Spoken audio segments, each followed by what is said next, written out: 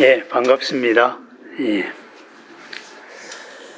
금강경에 이제 제일 많이 등장하는 게 아상, 인상, 중생상, 수자상이잖아요. 그래서 그 상이 뭐냐 이런 말을 하는데, 금강경에 나오는 상이라는 말은 원래 두 가지입니다. 이제 형상으로서의 특징을 말하는 게 있고, 또 하나는 어떤 이제 개념, 추상적인 개념, 아니면 이제 본질적인 원리, 이런 거를 말하는 게 있습니다. 이렇게 해서 현장 스님은 번역할 때 형상으로서의 특징을 말할 때에는 서로상자, 모양상자를 썼고, 그리고 이제 아상, 인상, 중생상, 수자상, 이런 것은 어떤 개념을 말하거든요. 기본적인. 그래서 이것은 이제 생각상자를 썼습니다. 이렇게 해서 생각상자를 써가지고 상상, 이렇게 말했어요. 생각의 서로상, 모습, 이렇게 말했거든요. 그러니까 이제 뭔가를, 원리를 추상해가지고 하나의 이제 개념으로 나타낼 때 그게 상입니다. 그러면은 아상, 인상, 중생상, 수자상, 이렇게 하면은 이제 아트만이라는 개념이 되는 거죠. 그죠? 그리고 인상 그러면은 이제 부드갈라, 보트갈라, 이렇게 되고, 중생상 그러면은 이제 사트바, 이렇게 되고, 또 수자상 그러면은 목숨 있는 것들, 영혼, 뭐 이래가지고 지바상, 이렇게 됩니다. 그러면은 이 네 가지가 그 당시 이제 인도 사상계에서 가장 풍미하던 중심이 되는 사상들입니다. 그렇지만은 공통점은 하나 있어요. 뭐냐 하면은 뭔가가 있다 이거잖아요. 실체로서의 어떤 궁극적인 관념이 하나 있다. 그러면 아트만이다 그러면은 우리는 이제 아트만이라는 실체가 있다. 이 실체가 있으니까는 내가 누군지 알 수 있다 이거거든요. 그러면 눈앞에 돌이 있다. 그러면 돌은 잠자는 아트만으로 보는 거예요. 네?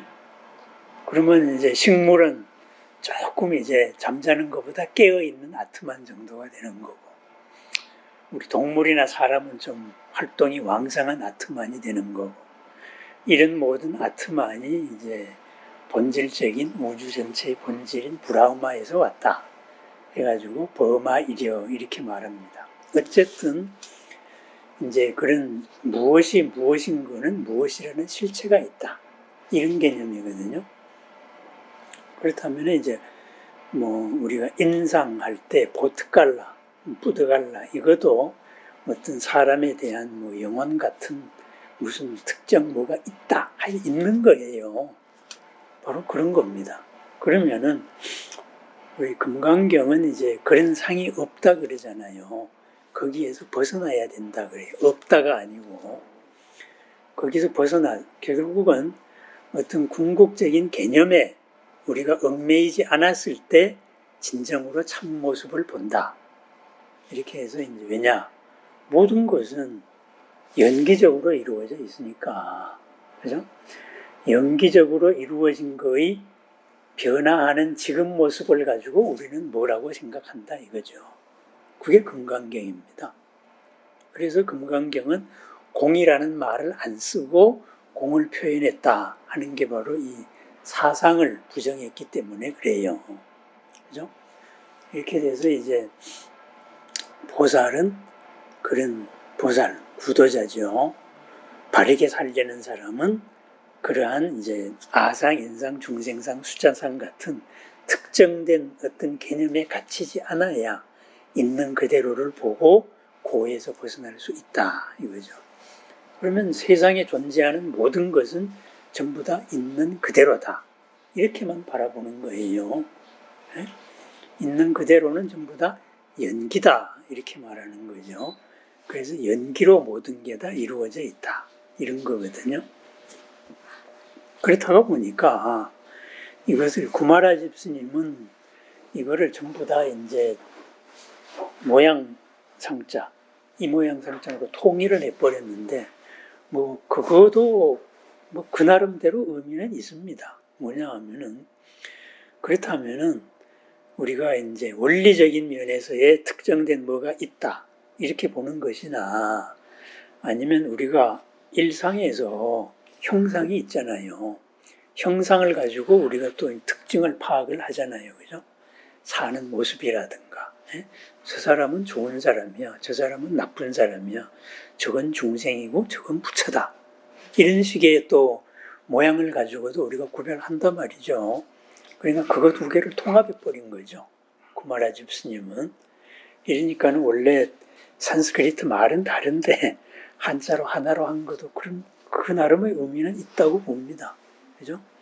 그러면은 이 사상에 대한 거를 이제 그 사상의 한계를 넘자 이랬을 때 맨 처음에 나오는 금강경 사구계로 우리가 이제 칭하고 있는 게 이제 열이실견분에서 나오는 뭐 말입니다. 그죠? 열이실견분에 나오는 말. 범소유상, 계시허망, 약견재상비상, 즉견열애 이렇게 나오죠. 그죠? 여기에서 이 범소유상에서 말하는 상자는 모습입니다. 모습. 개념이 아니고.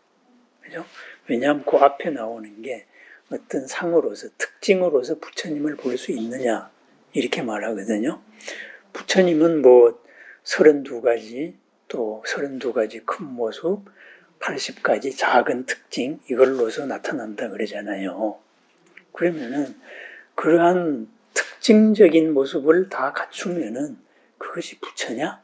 이렇게 말하는 거예요. 그랬을 때 이제 수보리의 대답이 그것은 부처가 아닙니다. 이렇게 말하죠. 그죠? 왜냐? 요즘식으로 말하면은 특징적인 모습을 다 갖추었다. 부처의 특징적인 모습을 갖추었다. 그래서 부처라면은 성형수술 완벽하게 하면은 부처가 되는 거죠. 그죠? 그러니까 어떤 공덕이 그 특징으로 나타날 수는 있지만은 특징 모습 자체는 그건 본질이 아니다. 이 말이거든요. 그렇게 해서 그러한 말에서 나오는 것이 이제 마지막에 나오는 게 범소유상 계시허망이다. 그죠? 우리가 특징으로 알고 있는 것, 모습으로서 나타난 것, 그죠? 또 모습으로서 알려진 것. 저 사람은 저렇게 사니까는 선한 사람이다.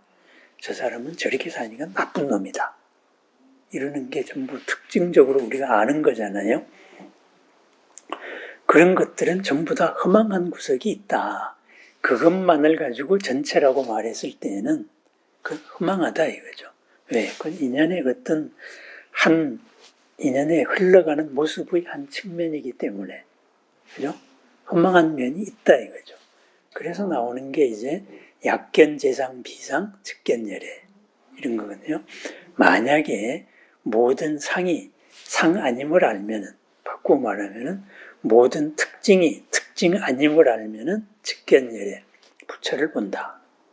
부처님의 참모습을 본다. 이거거든요. 그래서 이제 여기서 전통적으로 뭐 해석이 오락가락 하는 게 약견재상 비상을 모든 상, 모든 특징을 특징 아닌 것으로 본다. 이렇게 해석하는 사람들이 있고 또 하나는 이제 그것은 좀 본질적인 면에서 어긋난다. 이렇게 해서 이제 만약에 모든 상, 특징과 특징 아닌 것을 같이 볼 수 있다면 열애를 볼 수 있다. 이렇게 번역해야 된다. 이렇게 말하는 분들이 있어요. 근데 그 둘이 사실은 같은 말입니다. 현장 스님은 이제 이 부분을 어떻게 번역을 했냐 하면은 약견 이상 비상 즉견열애 이렇게 번역을 했어요. 만약에 특징으로서 특징 아님을 본다면은 그러면은 진짜 참모습을 볼 수 있다. 부처를 볼 수 있다. 이거죠. 그렇다면 뭐겠어요? 그것은 이제 우리가 저 사람이 착한 사람이다. 그러면은 저 사람이 착한 사람, 저 사람의 훌륭한 모습을 봅니다. 그러면은 이 훌륭한 모습을 통하여서 이 훌륭한 모습, 그리고 훌륭한 모습이 일어난 그 당시의 상황이 있잖아요. 그죠? 어떤 데에서 뭘 했다. 어떤 데서는 뭘 했다. 그렇다면 상황 속에서의 그 모습을 보고 상황 밖에서의 그 모습까지를 추정해낼 수가 있다면은 그 사람의 진짜를 보는 거죠. 그죠? 그 사건의 진짜를 보는 거죠. 그죠? 여기서는 좋은 말을 했는데 이 말을 여기서는 보편적으로 썼다가 여기서는 특수하게 쓴다. 이렇게 말하면은 그건 잘못된 거죠. 그죠? 그래서 이제 어떤 개념을 통하여서 개념 아닌 것까지 본다. 특징을 통하여서 특징 아닌 것까지 볼 수 있다면은 그것은 진짜 예례를 본다. 이게 무슨 말이냐 하면은 이상 비상, 상으로서 상하님을 본다는 게 뭐냐 하면은 우리가 뭔가를 안다는 거는 안다는 거의 경계에서는 모른다예요. 그죠? 그래서 안다는 걸 내가 확실히 알면은 내가 뭘 모르는지도 알게 되는 겁니다. 그죠? 그러니까 우리가 알면 알수록 겸손해질 수밖에 없는 게 바로 그거거든요. 그래서 이제 어떤 개념으로나 어떤 특징으로 뭐를 볼 때도 있는 그대로를 보려면은 그것대로 보고 그것 바깥까지를 봐야 된다. 이것이 이제 비상을 보는 거죠. 비상. 그죠? 예를 들면 어떤 사람이 굉장히 선한 사람인데 그리고 정말 아주 의리도 있고 그리고 사람들한테 잘해주고 참 잘해요. 그런데 그 사람이 과연 그 집단 밖에서도 그렇게 잘해주느냐. 우리가 이런 걸 봤을 때는 아니다. 이런 경우를 많이 보거든요. 예를 들면은 이제 뭐 천부인권이다 해서 그 전에 뭐 모든 사람은 하늘로부터 타고난 인권이 있다. 그리고 또 모든 민족은 이제 각자 민족 자결주의를 해야 된다. 민족끼리 잘 살아야 된다. 얼마나 이쁜 말이에요. 그죠? 그런데 프랑스 대혁명 때의 인권. 근데 그거는 프랑스 사람들한테만 통했던 말이거든요. 네? 왜냐? 그렇게 모든 사람은 인권이 있다라고 자유민주를 떠들었던 사람들이 해외 식민지 가서는 어떻게 했어요? 그냥 사람으로 취급 안 했잖아요. 파리 잡듯이 잡았잖아요. 그러니까 그것은 자기들끼리만 통하는 얘기예요. 그죠? 그렇다면 우리가 그런 거를 볼 때에도 그런 게 나온 그 사람들의 이제 사상 배경이나 아니면 이제 역사적인 배경이나 이런 걸 보면은 저 사람들은 저런 말을 하지만은 저 영역 밖에서는 저건 안 통할 수 있는 사람이다. 이걸 우리가 알 수가 있다 이거죠. 그죠?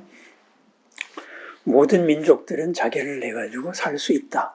그 말 믿고 이제 헤이그에다가 열사 파견을 했는데 그거는 이제 자기들끼리 얘기인 거예요.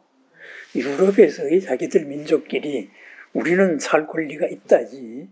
유럽 외에는 인간 축도 아닌데 뭐. 한국에서 가서 조선에서 가서 우리도 민족이에요. 그러니까 그냥 멀뚱멀뚱이죠 이제. 그죠? 이것이 바로 이상 비상, 약견 재상 비상입니다.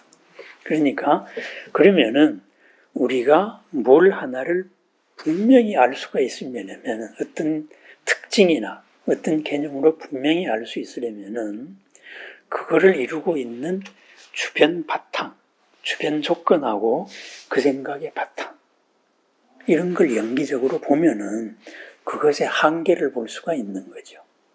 진짜를 볼 수가 있다 이거죠. 그렇다면 어떻게 될까요? 우리는 글자에 속지 않고 개념에 속지 않고 바로 있는 그대로를 볼 수 있다 이거죠. 그죠?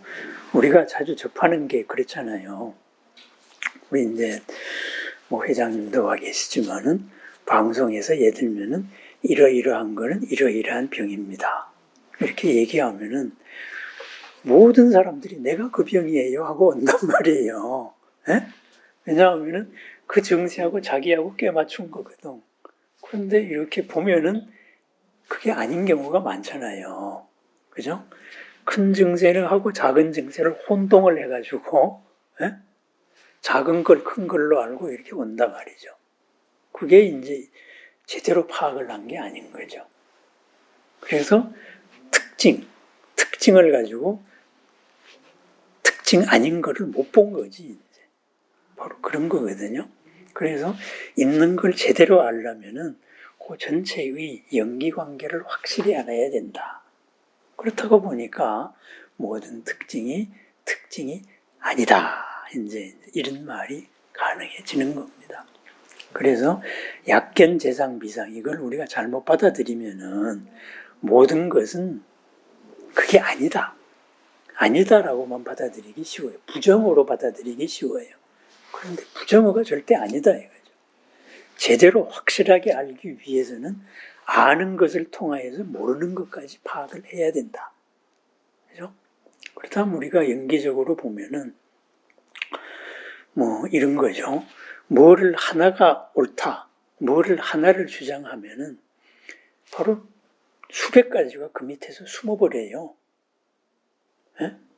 왜냐하면은 어떤 사람이 가진 수많은 특징들이 있는데 그 특징에서 한 개만 강조하면은 나머지들이 다 숨어버린단 말이에요.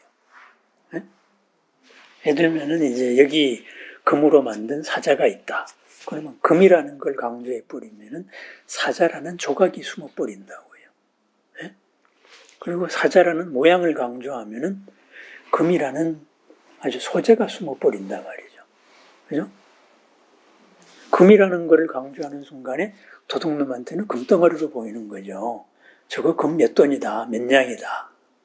이렇게 계산이 되는 거고, 사자라는 조각으로 보는 순간에 저거의 예술적인 품은 이런데 사자의 저런 모양의 소재를 금으로 쓰니까는 더 빛나네.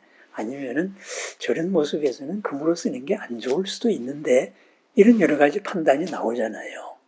그죠? 그러니까 우리가 똑같은 금사자를 보더라도 아니면 똑같은 어떤 물건을 보더라도 현상을 보더라도 무엇에 중점을 두고 표현할 것이냐에 따라서 숨어버리는 게 너무 많은 거예요. 그죠? 그래서 그것이 비상입니다. 그것이. 왜냐하면 특징을 통해서 숨은 것까지를 다 알 수 있을 때 그게 바로 진짜를 본다. 부처님을 본다. 이런 말이거든요. 그래서 이제 이런 특징이라는 말을 우리가 개념이라는 말 이런 것까지 다 같이 봤을 때 바로 그게 금강경의 참 뜻이 나오고 또 공의 모든 이제 참 도리가 나옵니다. 공이다 하는 것은 무한한 가능성을 말하는 거거든요. 그죠? 그런데 사람들은 끊임없이 변해갈 수 있는 무한 가능성 가운데 지금 드러난 한 측면을 가지고 이것이 뭐다라고 이제 집착을 하고 고집을 한다 이거죠. 그러지 말라. 이게 바로 공의 뜻이고 또 금강경에서 말하는 상에서 벗어나라. 보살은 상에서 벗어나라. 이런 뜻입니다. 내가 수많은 중생을 제도해 가지고 부처님을 만들 것이지만은 내가 제도한 중생은 없다. 이렇게 이제 당장 나온단 말이죠. 처음에. 그 이유가 뭐냐? 내가 중생이라고 생각한 중생이 하나도 없기 때문에 그래요. 예?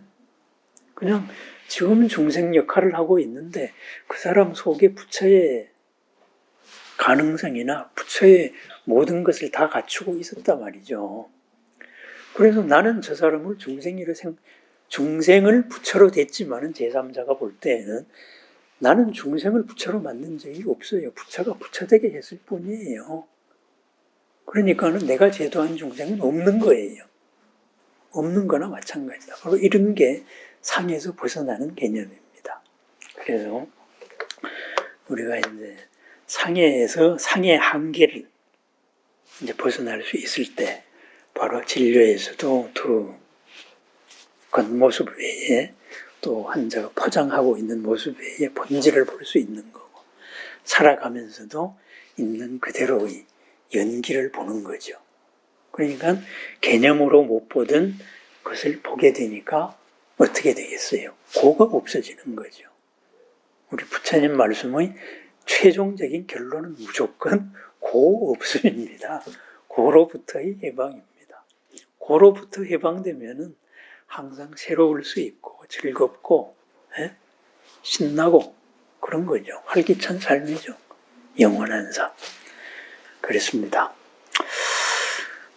금강경이 이제 약견 재상 비상 즉견열애 이 말씀을 오늘 나눠봤는데요. 나날의 삶이 항상 이렇게 새롭고 보람되고 즐겁기를 바랍니다. 갇힌 개념의 한계를 벗어나서 있는 그대로를 보는 보람의 삶이 되기를 축원합니다. 감사합니다.